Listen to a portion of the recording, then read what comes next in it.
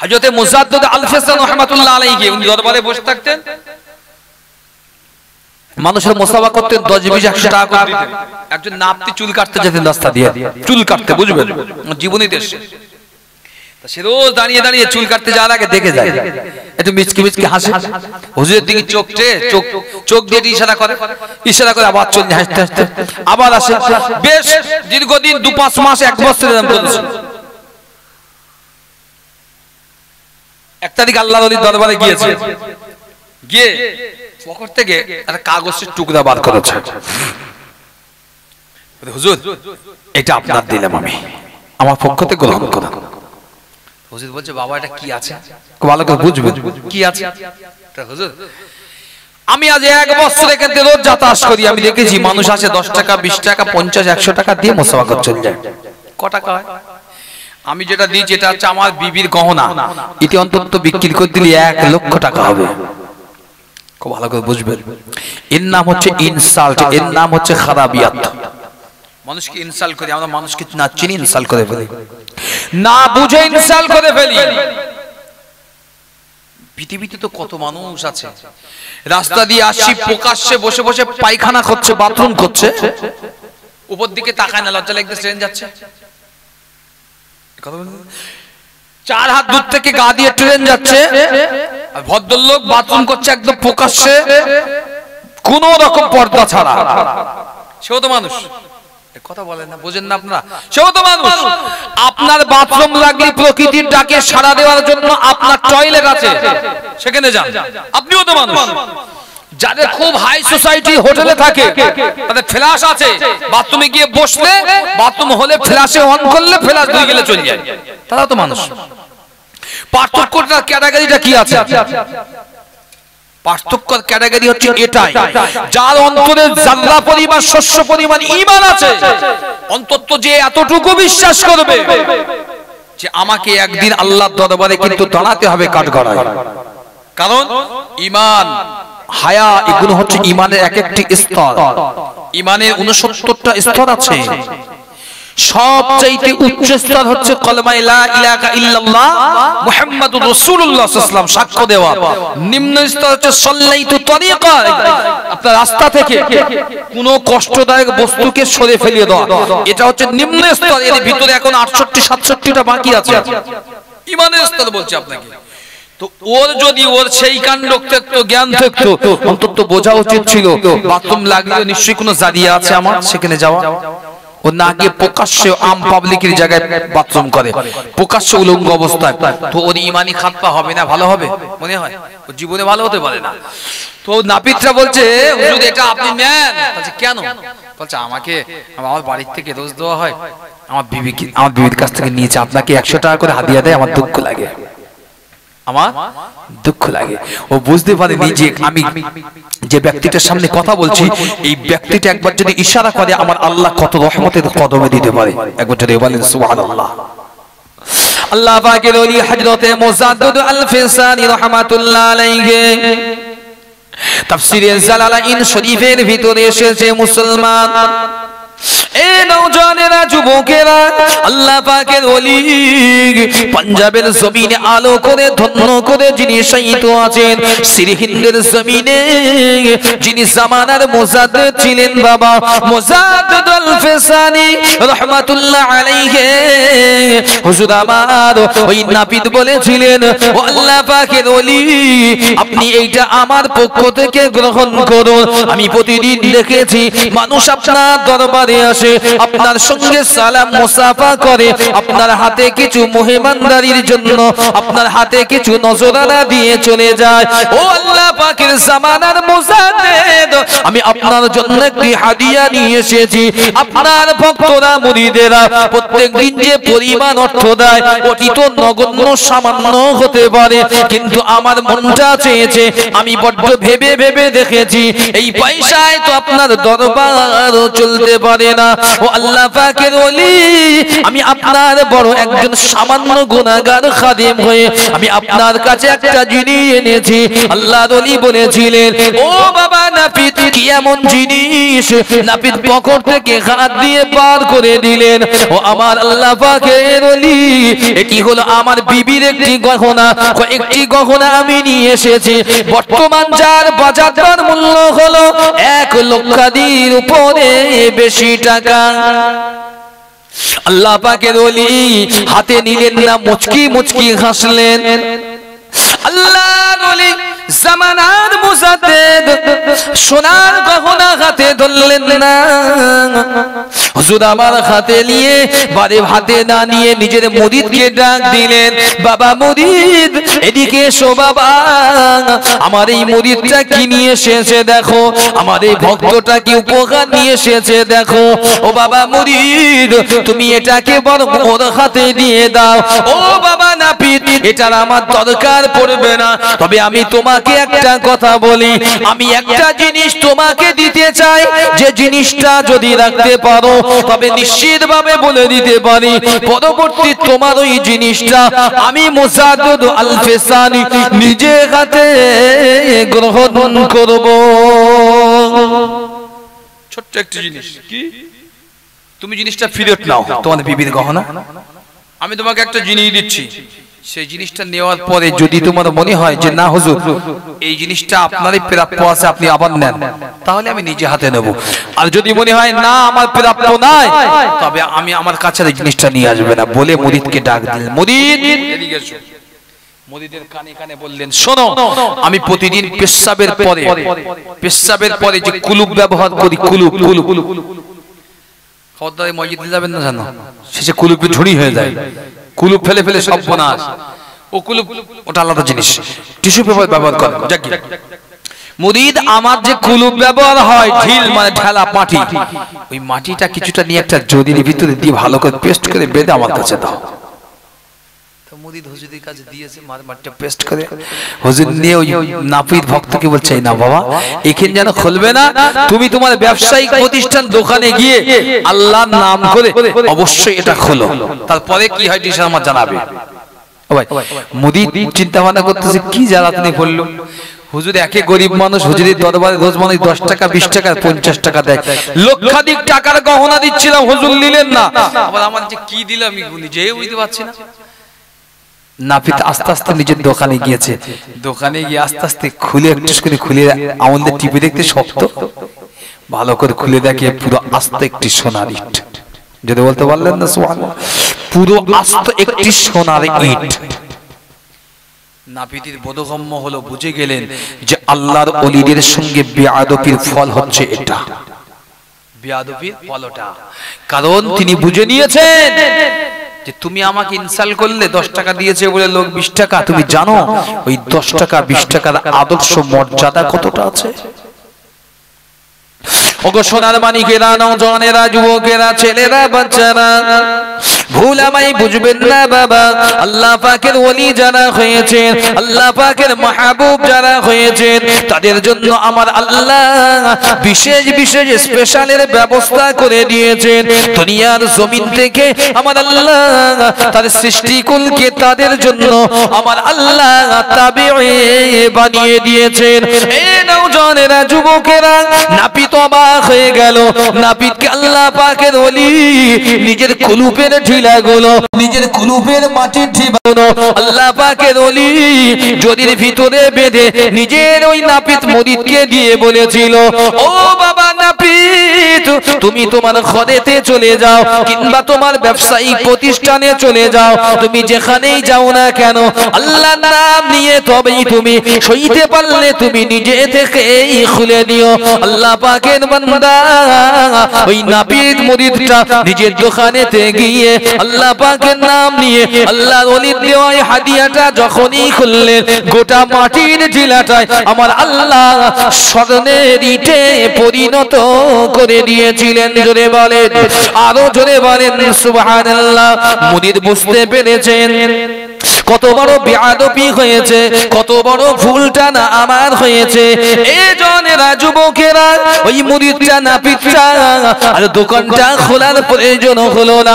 চোখে বড় পানি নিয়ে, চোখ ভর্তি পানি নিয়ে, বুক ভরা আশা নিয়ে মাথাটা কাট করে আল্লাহ পাকের ওলি সিরহান্দের জমিনে যিনি বসে আছেন হুজুরের কাছে এসে কদমে লুটিয়ে বললেন, ও আমার পীর মুর্শিদ, ও জামানার মুজাদ্দিদ, আমার ভুল হয়েছে, আমার বড় গলতি হয়েছে, আমার বড় খাতা হয়ে গিয়েছে, আমাকে মাফ করুন, আমি জিন্দেগিতে এমন কিছু আর করতে চাই না। আল্লাহ পাকের ওলি জামানার মুজাদ্দিদ, পীর আল্লাহ পাকের ওলি জামানার মুজাদ্দিদ, তিনি বুঝতে পারলেন আল্লাহ পাকের ওলির এই মুরিদের জন্য আল্লাহ পাকের ওলি চিরজীবনের জন্য মাফ করে দিয়েছিলেন। জোরে বলেন, আরো চিল্লে বলেন সুবহানাল্লাহ। একবার দরুদ শরীফ আল্লাহুম্মা। হ্যালো, ওয়ালাইকুম আসসালাম।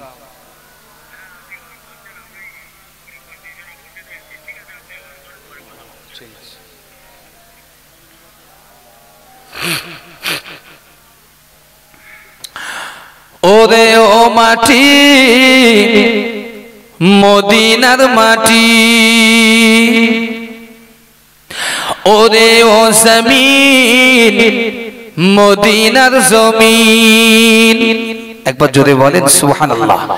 মদিনার জমিনে যে গিয়েছে সে তো ধন্য, আর মদিনার জমিনে যে শুয়ে আছে তিনি তো জান্নাতের জান্নাত কামলিওয়ালা, তিনি তো ধন্যর ধন্য।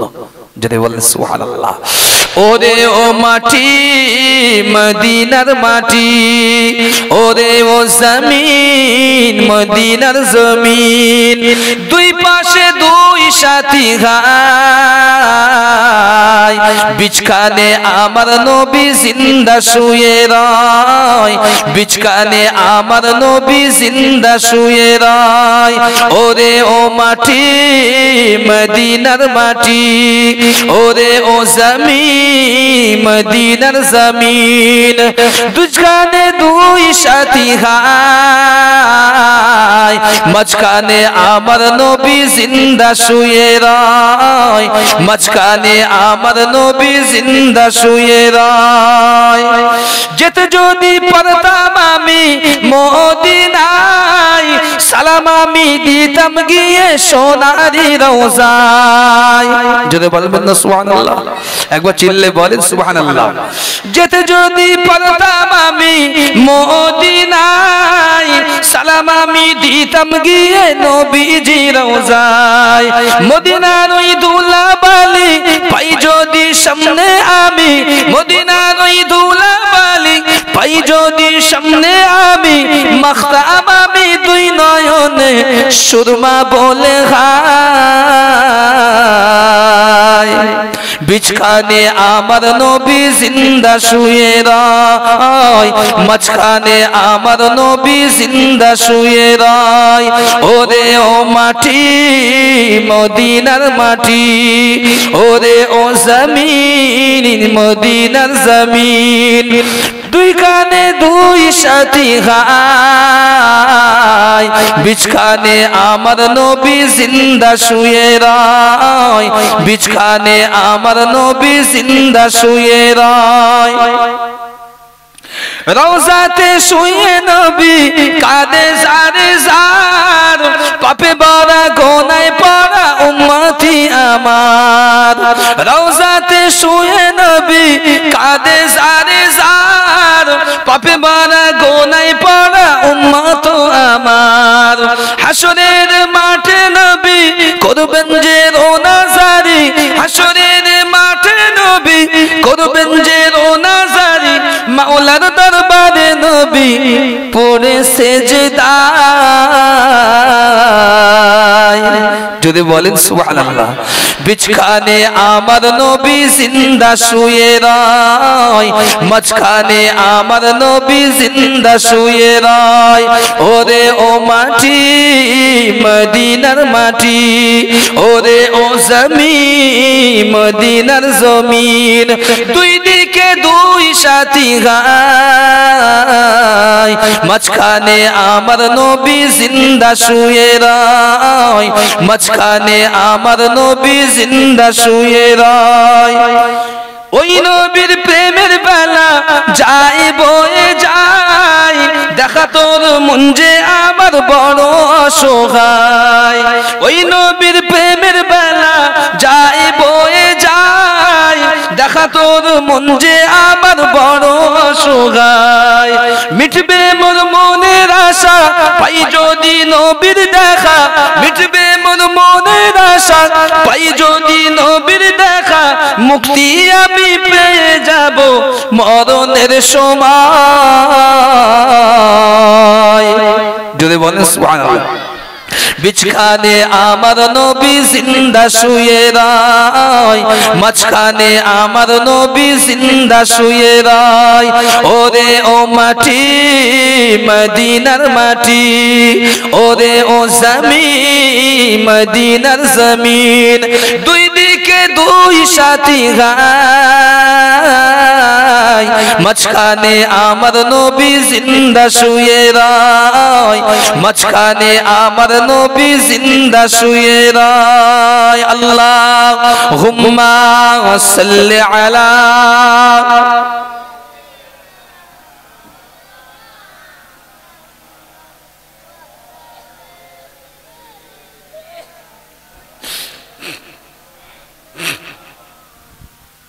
যে কথা বলছিলাম ওলিদের সঙ্গে বেয়াদবি কদাচিৎ করা যায় না কেন ব্যক্তিটা তিনি যদি আল্লাহর সেই নিজামওয়ালা হয় আল্লাহর মাকামওয়ালা হয় কথা তো আরো একটি হুজুরের জীবনের ভিতরে এসেছে উনি যখন ওখানে এসেছিলেন প্রাথমিক লেভেলে ব্রিটিশ সরকার পরবর্তীকালে মুঘল সাম্রাজ্য সরকার ছিলেন বাদশা আকবর থেকে নিয়ে অনেক সম্রাট ছিলেন তো প্রত্যেকের সঙ্গে কম বেশি তার শরিয়াতের নিয়ে বিবাদ বিদ্যমান ছিল জেলও খেটেছেন উনি ওনাকে জেলের ভিতরে দিয়েছিলেন তো জাগতিক যাব না উনি এক তারিখে জেল থেকে বার হয়ে সিরহিন্দের জমিনে দাঁড়িয়েছেন দাঁড়িয়ে ভাবছেন আল্লাহ কত কাফেলা তো চলে গেল মক্কার জমিনে কত কাফেলা চলে গেল তোমার নবীর জমিনে হজ করতে আর আমি সিরহিন্দের জমিনে আল্লাহ আমি পড়ে রইলাম এখন হজ আমার নসিবই হলো না কান্ত খুব কান্ত এক তারিখে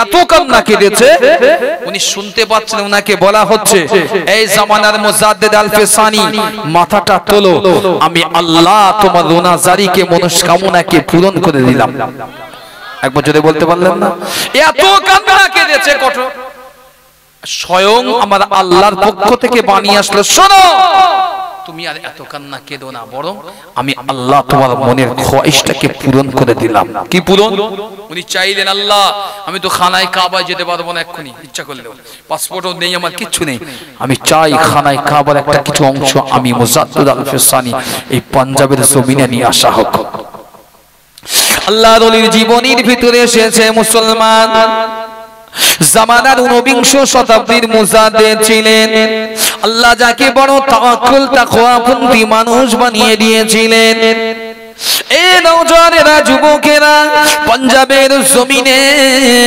এখনো গেলে আল্লাহর ওলির মাজারটা যেন জ্বলজ্বল করে জ্বলে ওঠে আল্লাহ পাকের ওলির শুধু তিনি মানুষকে মুরিদ বানাননি বরং মানুষের সাথে সাথে আল্লাহ পাকের সৃষ্টি জীবের অসংখ্য জিনকে আমার আল্লাহ পাকের ওলি তিনি তার মুরিদান বানিয়েছিলেন জোরে বলেন সুবহানাল্লাহ আপনি পাঞ্জাবের জমিনে গেলে অসংখ্য জিনেদের ছোট ছোট মাজার গুলো ওই সিরহিন্দের জমিনে আপনি দেখতে পাবেন আল্লাহর ওলি এক তারিখে এত কান্না রোনাজারি আরম্ভ করলেন ও রব্বুল আলামিন আল্লাহ উদউনি আস্তাজিব লাকুম আল্লাহ আমার দোয়াটাকে একটু কবুল করে নেন আল্লাহ পাক আমি মুজাদ্দিদ আল-ফিসানি আমি সিরহিন্দের জমিনে আল্লাহ তোমার নবীর দ্বীনটাকে প্রচারের জন্য আল্লাহ পাক বাদশারা রাজারা আমাকে ধরে 10টি বছর অবরুদ্ধ করে দিয়েছে আল্লাহ আল্লাহ পাক আমার মনে বড় ইচ্ছা ছিল আমার নবীর দেশে যাব, আমি রাসূলুল্লাহ দেশে গিয়ে জীবনে একবার হজটা করব। ও রব্বুল আলামিন আল্লাহ, আমি মুজাদ্দিদ আল ফিসানি, আমার কি যাওয়া হবে না, আমার কি তাকদীরে হবে না, আমার কি নসিবে আল্লাহ আপনি হজ কি রাখবেন না। আল্লাহর ওলি এত রোনাজারি করেছেন, আল্লাহর ওলি সিজদারত অবস্থায় শুনতে পেল, ও পাঞ্জাবের মুজাদ্দিদ, ও জামানার মুজাদ্দিদ, ও মুজাদ্দিদ আল ফিসানি, উঠে পড়ো, উঠে পড়ো, মাথাটা তুলে নেন। আমি আল্লাহ পাকের পক্ষ থেকে জানিয়ে দিলাম, তুমি যা কিছু চাইবে তোমার দয়ার মহব্বতের আল্লাহ, তোমার মায়ের স্রষ্টা যিনি তোমাকে সৃষ্টি করেছেন, যিনি তোমাকে পাঠিয়েছেন, সেই আল্লাহ তোমার রোনাজারি গুলো কবুল করে নিয়েছেন। কি চাও? আমাদের বাচ্চাদের দেখবেন আজকের দিনে এই যে মাহফিল উপলক্ষে যে দোকানি পাশটা বসেছে, অনেক বাবাজিরা আছে, খারাপ বলছেন অন্য বিষয়, দেখবেন বাড়িতে ছোট ছোট বাচ্চা থাকলে গেলে আব্বা যাবো একটু, চল আব্বা নিয়ে যাও, কাঁদে না কাঁদে না, চল যাবো, গেলাম যে আপনি নিয়ে যাবেন, তখন বলবে আব্বা এটা দেন, আব্বা ওটা দাও, বাচ্চা তো খেয়াল এটা পছন্দ, যেই বলে এটা, যেই নিতে যাবে বলবে ওটা না এটা। বাচ্চাদের ওন চয়েস, নিজেদের চয়েস, ওদের ব্রেনে যতটুকু আসে, সদা হাস্য উজ্জ্বল ওদের স্মৃতি ছোট অবস্থায়। তো আল্লাহর বান্দাকে আমার আল্লাহ অফার দিয়েছেন, তুমি চাও। মুজাদ্দিদ আল ফিসানি চাইলেন, আল্লাহ আমি তো যেতে পারবো না খানায় কাবা, তো এমন একটা ব্যবস্থাপনা আমার জন্য করেন, আমার জন্য, only for me, not for any general, আর কারোর জন্য না, অনলি ফর আমার জন্য। আমি চাই আল্লাহ খানায় কাবার অংশ প্রতিচ্ছবি আমি মুজাদ্দিদ আল ফিসানি পাঞ্জাবের জমিনে যেন উঠে যায়, আমি সেটাকে দেখে যেন আমি 7 বার ঘুরে হজের প্রস্তুতিটা সম্পন্ন করতে পারি। যেটা বলতে পারলেন, ইজ্জত দেনেওয়ালার মালিক আল্লাহ, তুইজ্জু মান তাশা ওয়া তুযিল্লু মান তাশা, ইজ্জত কেড়ে নেওয়ার মালিকও আমার আল্লাহ, বেইজ্জতি করা, বেইজ্জতি করার মালিক আল্লাহ, ইজ্জত করার মালিক আল্লাহ। আমি খুব হিসাব করে খাতায় কলমে বুঝিয়েছি, ইজ্জত আল্লাহ যখন দেবে যাকে, আপনি যতই কটূক্তি করেন, যতই কটূক্তি করেন, আপনি কদাচিৎ কাউকে টেনে নামাতে পারবেন না। আমি চ্যালেঞ্জ করতে চাই আপনাকে। আমি একটা ঘটনায় পড়েছিলাম, আপনার আশরাফ আলী থানভী রাহমাহুল্লাহর একটা কিতাবের উদ্ধৃতি দিচ্ছে, আমি শুনেন। একটা কুকুর একটা বিড়ালের দেখা হচ্ছে, তা কুকুর জিজ্ঞাসা করছে এই শিয়াল আর বিড়ালে, শিয়াল তো একটু চালাক লোক, চালাক ভদ্র, তুমি জিজ্ঞাসা করছো ভাই বিড়াল, যখন বিপদে পড়ো বাঁচার জন্য কত রকম প্যাঁতারা, মানে কত রকম বুদ্ধি তোমার আছে? বিড়াল মনটা খুব খারাপ করে বললে, ভাই আমার এই একটাই আছে, আমার ওই একটাই, আমার অন্য কিছু নেই। তবে তোমার, আমার তুমি জানো না, 101টা বুদ্ধি, যখনই বিপদ যেভাবে আসবে আমি সেইভাবে নিজেকে চেঞ্জ করে নেবো। বক্তাকে কথা বলে না, বুঝতে পারছেন না? বক্তাকে, বক্তার নাম হচ্ছে শিয়াল। আমি পরিস্থিতি অনুযায়ী চেঞ্জ করতে পারি নিজেকে, যখন পরিস্থিতি যেভাবে আসবে আমি নিজেকে চেঞ্জ করে নেব। বক্তার নাম শিয়াল। দুজনের গল্প হচ্ছে, শিয়াল তার প্যাঁতারা মানে নিজের পদ্ধতি দেখা শোনাচ্ছে বিড়ালকে, সগৌরবে নিজের গৌরব কথা শোনাচ্ছে। আর ঠিক এমন অবস্থায় 5-6টা কুকুর ঝগড়া করতে করতে করতে করতে পিছনে পিছনে একদম শিয়ালের কাছাকাছি। হ্যাঁ শিয়াল ঘিরে ফেলেছে, যেই ঘিরে ফেলেছে শিয়ালকে সর্বনাশ, 5টা কুকুর ঘিরে ফেলেছে। এ তো বিড়াল, এ বলেছে আমার একটা পয়তারা, আমাদের একটাই কায়দা, জানা কিচ্ছু না, একটাই কায়দা, একটাই কায়দা প্রয়োগ করেছে, একদম সরাসরি দৌড়ে গিয়ে একটা গাছ দিয়ে উঠে গেছে এই মগডালে, কিছু করে বসে রয়েছে, ওদের একটা পয়তারা। ইনি ভদ্রলোক 100 বুদ্ধির মালিক, ইনি পয়তারা দেখা থেকে বেশি মস্তানি, যেদিক ফিরে সেই দিক থেকে কামড় ঝটকেছে, মিরে এমন কামড়ানি কামড়েছে 5 দিক থেকে হাড় ভেঙে দিয়েছে, 5টা একই হাড় 5 দিক থেকে 5 বার করে ভেঙেছে। তার মানে কি, যেদিক গুলোতে কায়দা মারতে গেছে সেইভাবে করে গেছে, শেষে একদম চূর্ণ বিচূর্ণ করতে উপরে বসলে একটাই মাত্র বুদ্ধিমান, একটাই বুদ্ধি, আর কোনো বুদ্ধি নেই। উপরতে বলতে ভাই আমি বলেছিলাম না আমাদের একটাই বুদ্ধি, তো 100 বুদ্ধি কি হলো? 100 বুদ্ধি আমি একটাই বুদ্ধি জানি, ওই একটাই বুদ্ধি খেটিয়ে দিস, কাজ হয়েছে। তুই 100 বুদ্ধি দিলে ওখানে পড়ে পড়ে এদিক এদিক করতে করতে শেষ হয়ে গেলি। ভাই যত চেষ্টা করেন না কেন, আমি দেখেছি বুদ্ধি যতই খাটান না কেন, বুদ্ধি বিবেক যাই থাকুক, এলেমিয়াত যাই থাকুক, সেটা যদি শরীয়ত সম্মতভাবে হালালিয়াতের উপর থাকে, আপনার কোনো ক্ষতি করার পৃথিবীর কারোর ক্ষমতা নাই, কারোর ক্ষমতা নাই। আমি নিজের থেকে আমি 2 বছরের ভিতরে আমি আল্লাহ পাকের দরবারে লাখ কোটি শুকরানা আদায় করি, বলছি আপনাকে অনেস্ট, যে আল্লাহ শুকরিয়া আদায় করার মতো ক্ষমতা আমার নেই, আল্লাহর শুকরিয়া আদায় করার মতো ক্ষমতা আমার নেই, যা বর্তমান সময়ে আল্লাহ আমাকে করে দিয়েছে। কতটা শুকরিয়া আদায় করবো আল্লাহ, কতটা করবো? নামাজ আসলে এখন কাঁদার চেষ্টা করি বলে আল্লাহ তুমি মাফ করো, আমার বলার ধরনে যে ত্রুটি হলে তুমি মাফ করো, তোমার দিনের কথা যেন বলতে। একটা পিরিয়ড ছিল বলতে গেলে জড়তা ভাব আসতো, মানুষের বললি মানুষ দেখে যাবে না তো, গালাগাল দেবে না তো, এখন মনে হয় বেশি বেশি করে বলবো। কেন কেন? আল্লাহ রাসূল এই হাদিসের কোরআনের এই ইবাদতকে রাসূল শিখিয়ে দিয়েছেন। শোনো, যখন যে জায়গাটায় দ্বার বন্ধ করেছে আমি মুহাম্মদ সাল্লাল্লাহু আলাইহি ওয়াসাল্লামের জন্য, আমি সেই জায়গাটায় বেশি গিয়েছি, যদি বলেন সুবহানাল্লাহ, যে বেশি বন্ধ করেছে আমি সেই জায়গায় বেশি গিয়েছি। রাসূল জানতো না তায়েবে গেলে রাসূলকে মারা হবে? এই রাসূল তায়েবের লোক রাসূলকে মেরেছে, রাসূল বদদুয়া করতে পারতো না? যাকে মারা হলো, যার খুনে জমিন রক্তাক্ত হলো, রাসূল চাইলে তো একটু বলতো হ্যাঁ তোমার যা ইচ্ছা তাই করো ফেরেশতাদের। রাসূল একবার বলেননি, বলেছেন কি না, খবরদার এদের উপরে কোনো জুলুম করো না, এরা আমার উম্মত, এক সময় আসবে হয়তো আমি মুহাম্মদ সাল্লাল্লাহু আলাইহি ওয়াসাল্লাম আমার উম্মতের ভিতরে এরা চলে আসবে, আল্লাহ তাদেরকে তাই এনে দিয়েছেন। যদি বলেন সুবহানাল্লাহ। হিসাব করে দেখেছি কালকে যে জায়গায় গিয়েছি, আমি টাইমিংটা আপনাকে বলছি, আমি বলছি না কোনো গর্ব বোধ নয়, যে জায়গায় গিয়েছি 772 কিলোমিটার অন হাওড়া থেকে,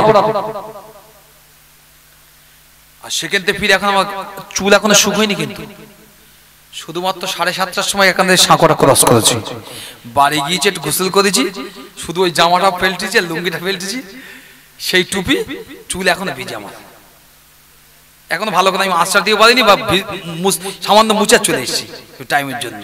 তো আল্লাহ যাকে করে, এই ফোন করে 20 জন বসে আছে, আমি ফোন করতে হবে, আমার এখন ফোন করলে 20 জন বসে আছে, আমাকে ফোন করতে বলছে, আমি হবে না এক্ষুনি তো চস করলেন।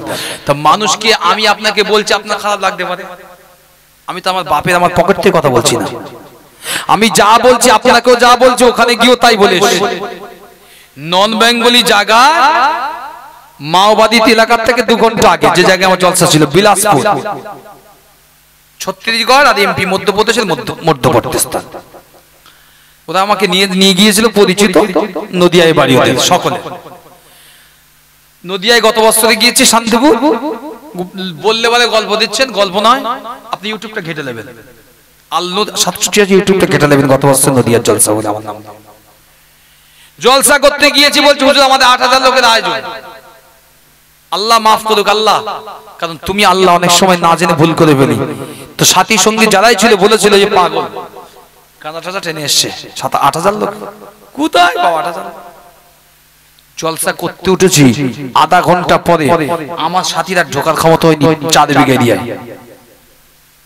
আর এবারে জলসা আছে 20 ফাল্গুন, 20,000 লোকের জলসা, বড় জলসাটা। 3টে থেকে ভোর, 3টে থেকে শেষ আমার সময়। আমার টপিক বেঁধে দিয়েছে বিশ্বনবীর জীবনী বলতে হবে আপনাকে, তাদেরই একটা অংশ সব ওখানে থাকে, বিলাসপুর নিয়ে গিয়েছিল। অডিটোরিয়ামে জলসা হয়েছে, আল্লাহ শুকরানা আদায় করেন, আল্লাহ খোলা মাঠ দিয়েছে, আসমান দিয়েছে, যেখানে ইচ্ছা প্যান্ডেল করে 2 দিনের কথা বলতে পারি, ওখানে ক্ষমতা কারণ নেই। হিন্দুদের আলাদা প্লেস লজ, মুসলমানদের আলাদা প্লেস লজ, খ্রিস্টানদের আলাদা প্লেস লজ, যা করবে লজের অডিটোরিয়ামের ভিতরে, মাইকিং নয়, কোনো মাইক চলবে না, সাউন্ড সিস্টেম বক্স, 2000 করে চেয়ার টেবিল পাতা থাকবে, শুধু চেয়ার, স্টেজে কথা থাকে সুন্দর, ওলামা অতি বসবে, ওয়াজ করবে, একটা করে ওলামা, এই 2000 লোক বসে বসে শুনবে, তারপর তাবারুকতা দেবে। এবার মূল বিষয়টা হচ্ছে ওরা 24 পরগনা আলেমদেরকে সিলেক্ট করে, যদি বলবেন না সুবহানাল্লাহ। তাহলে ইজ্জত আল্লাহ দেন না কে রেখেছে? আল্লাহ দিয়েছে। আমাকে ওরা সিলেক্ট করেছে, আমি যাই পারি না পারি, তাহলে ইজ্জত আল্লাহ দিয়েছে, তাই নিয়ে গেছে, সেটা আমার ধন্য। আপনি এখানে যদি বলছেন মাইকি বলছেন, লজ্জা নিত, সত্যি কথা বলতে কিসের লজ্জা? আপনি আমাকে 5 দিন জলসা করিয়ে জানাতেন, ওরা 1 ঘন্টা 3 ডবল দিয়েছে, আপনি কিনলেন? আমি জলসা শেষ করে আমি লাভ দেবাই স্টেজে মোসাফা করে আমার এখনো দিয়েছে, ওটা যে আতর দিয়েছে, আমার 5 পিস আতর দিয়েছে এরকম বড় বড় দামি, আর আমার পকেটে দিয়েছে কিছু। ওই একটা বায়না হয়ে গেছে, একটা ব্যক্তির নাম আর ফকির ঢালি, ফকির চেয়েছে। তো আল্লাহ যখন দেয়, আমি বলছি না ওটা তখন হয়। আপনাদের কাছে কেন ওলামারা বলতে আসে, আজকে আমার পরে ওলামা আসবে, তারপরে ওলামা আসবে, কি বলতে আসবে? ও কি কাদু বাপের ঘরের জিনিস বলতে আসবে নাকি? ওর কি হাদিস আলাদা? ওর কি কোরআন আলাদা? না, একই জিনিস।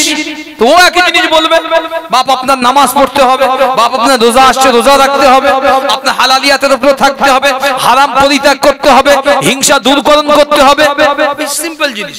বিবি বাচ্চাদেরকে পর্দার ভিতরে রাখতে হবে, সুশিক্ষা দিতে হবে। ইসলাম তো কয়েকটা জিনিস দিয়েছেন, প্রতিবেশীর হক মারবে না, এতিমের হক মারবে না, এই তো সিম্পল। এগুলো যদি আমরা না বুঝি আর যদি এটা তর্ক করি, অমুক বিষয় খারাপ, তমুক বিষয় ভালো, তো লিতি বলেছ কে? লিতি বলেছ কে? অমুক বিষয় 20,000 টাকা লাগে, আরে পড়ি কেন? তোর গলায় পাজল দিয়ে 50 করলে তোর বাপের কি? তুই লেছ কেন? তোর কে লিয়ে আসতে বলেছে বিষয়? তুই যে না লিয়াছিস, ও কি তোর ঘাড় ধাক্কা দেখে নিস নাকি? আমি কত বড় মুনাফিক, আমি নিজে দাওয়াত করতে যাচ্ছি, আমি নিজে 50,000 টাকা 20,000 টাকা দাওয়াত করছি, আবার নিজে যে গিবত করছিস। হ্যাঁ, এত টাকা করে দিতে হবে? তুই যখন দাওয়াত করতে গেলি তোর মনে হলো না বলা তোর দাওয়াত করবো না? আমি জানি আমার চাচাটা বলেছি কাল ওই ভাইটার ভাইটা কাজ করতে হবে একদিনে। ভাই বলতেছে ভাই আমার 500 টাকা রোজ চলছে, কিন্তু আলে হাওয়াই দো কাজ করি নে রোজ দিচ্ছি, আবার পরে গল্প করতে ওটা লয় জীবনে কেন এত টাকা করে দিস? সে কি মিথ্যে কথা বলে? সে তো ন্যায্য বলে নে যে ভাই আমার 500 টাকা রোজ চলছে। অন্যায় কি? ঈমান রাখা আর ঈমান থাকা অত সোজা জিনিস নয়, অত সোজা জিনিস নয়। শুকর কি আল্লাহ হারাম করেছে, চর্বি হারাম করেনি, কিন্তু চামড়াও হারাম করেনি। এই মুসলমান সুযোগ পেলে শুকরের চর্বি আর চামড়ালে বিক্রি করতে পয়সা দিয়ে আসবে। ই হচ্ছে এই হারাম করে, এখন মডার্ন হারাম করে না, ফতোয়া দিয়ে আপনার দৃষ্টান্ত দেখেই কাজ করবে। এ বলবে তো যে আল্লাহর কোরআন তুমি খুঁজে দেখাতে পারবে না তো, যে আল্লাহ কোরআনে বলেছে শুধু এতটুকু, ইন্নামা হারামা আলাইকুমুল মাইতাতা ওয়াদ-দামা ওয়া লাহমাল খিনজির, আমি আল্লাহ হারাম করলাম তোমাদের জন্য শুকর এবং তার রক্ত, শুকরের গোশত। আল্লাহ তো চর্বিও বলেনি, আল্লাহ চামড়াও বলেনি। তো এই যে বর্তমানে মডার্ন মুনাফিক আমরা বার হচ্ছি, তাই তাদের জন্য চামড়া চর্বিলে কলকাতায় বিক্রি করতে পয়সা দিয়ে আসে, বলে তো আল্লাহ বলেনি। সমালোচনা করা সহজ, বলা খুব কঠিন, কিন্তু জায়গা থেকে অত সোজা নয়। পরিবারের যিনি প্রধান হয় তারই হয় ভুল, তারই হয় ভুল। এই সমালোচনা করে হিসাব করে করে ঈমান রাখা অত সোজা না। কটূক্তি তুমি করছো, করে দেখো, করে দেখো।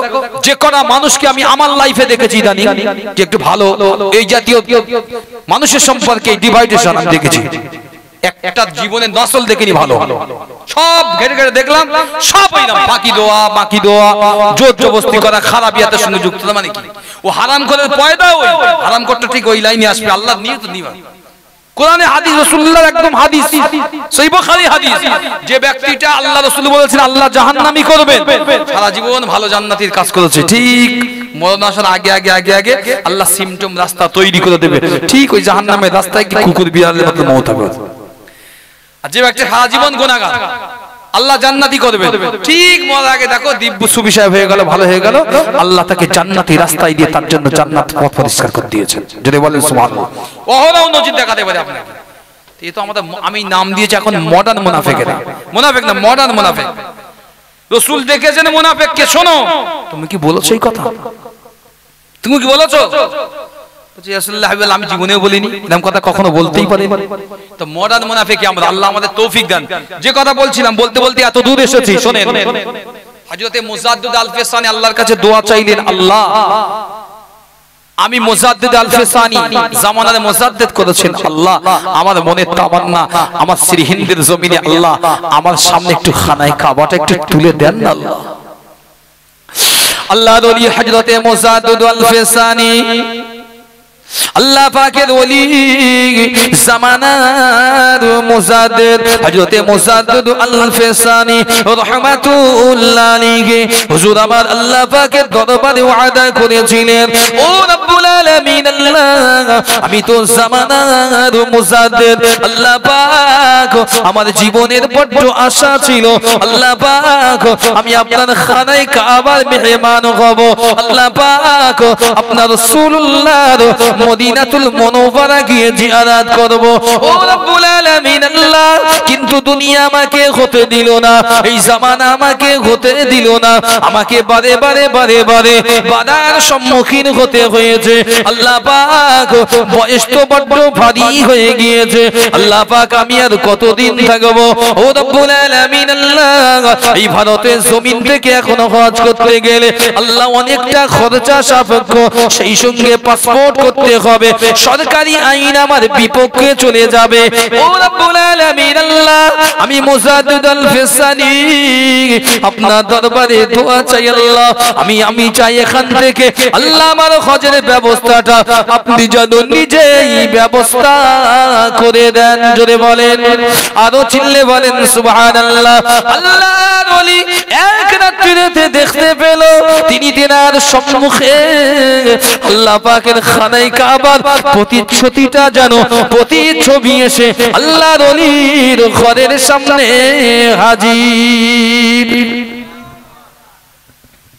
এশা নামাজ আদায় করলেন জামানার মুজাদ্দিদ তিনি দেখতে পেলেন আল্লাহ পাকের খানায় কাবা সিরহিন্দির জমিনে এসে যেন দাঁড়িয়ে আছে আস্তে একটি কাবা আমার সামনে বিদ্যমান আল্লাহ পাকের ওলি তিনি আর সইতে পারলেন না সিজদায় লুটিয়ে পড়লেন ও রব্বুল আলামিন আল্লাহ আমি বড় গুনাহগার আমি গুনাহগার আল্লাহ পাক আমার দোয়াটাকে তুমি কবুল করে নিয়েছো ও রব্বুল আলামিন আল্লাহ তবে আরেকটি দোয়া চাইবো আল্লাহ যদি সত্যই হজ হয় যদি সত্যই হজের মতো হয় তবে আল্লাহ মনের বড় তামান্না আমার সিরহিন্দের জমিনে যেন আল্লাহ পাক আবে জামজামের অনুরূপে কোন একটি ঝরনা কিংবা কূপ আমার সিরহিন্দের জমিনে আল্লাহ আপনি ব্যবস্থা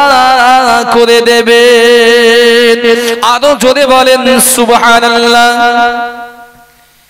যাদের চোখ বোঝা আছে জীবনেও দেখতে পাইনি এখন না চোখের ছানি অপারেশন হয়েছে তাই না দেখতে পাই না কালো চশমা দেখে আগেও দেখতে পাই বাপের সঙ্গে খারাপ ব্যবহার করেছে সারা জীবন বাপের সম্পত্তি জোর করে লিখে নিয়েছে বাপের কাছ থেকে এ যদি এসে এখন ফতোয়া মারে যে অমুক খারাপ অমুক হুজুর ভালো কথা বুঝলেন না আল্লাহ বলতে শয়তান মনি হয় ফেরেশতা দে এরে তুলে 5 লাখ থেকে ফেলে দে মেরে দে আল্লাহ করেছে গো আপনারা তো বোঝেন না তো মনে করছেন এই লোক যা ইচ্ছা বল না আল্লাহ করেছে নবী হুদ আলাইহিমুস সালামের কওমকে আল্লাহ করেছে বর্তমান সমাজে একটা জিনিস নিয়ে বিরাট বিভ্রান্তি চলছে জানেন তো আজ থেকে শরীফ থেকে শরীফা হই না বোঝেন না বুঝি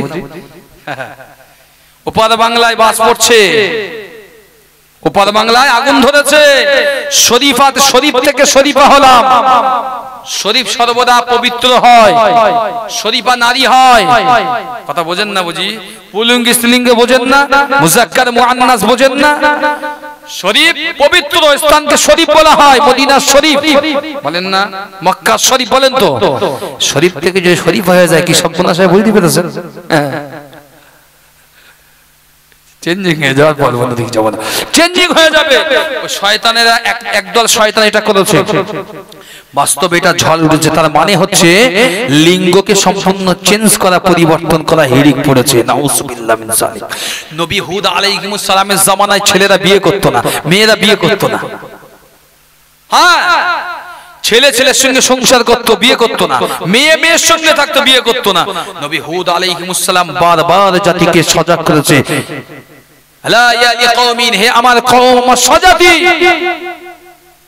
সে আল্লাহর দিকে ফিরে যাও ক্বালা ইয়া কওমি হে আমার কওম খবরদার আল্লাহর দিকে ফিরে যাও আমরা আল্লাহর দিকে ফিরে এসো বারবার করে কান্তর বলতো কওম যতবার বলেছে ততবার বলেছে তোমার কথা মানি না তোমার নবী হিসাবেও মানি না তোমার খোদা যে আছে এটাও আমরা মানি না যদি বলে নাউজুবিল্লাহ যখন বারবার নবী হুদ আলাইহিস সালামের কওমকে এই কথাই নাজারা বলা হলো তখন কিন্তু আল্লাহ সত্যই কিন্তু আযাব দিলেন।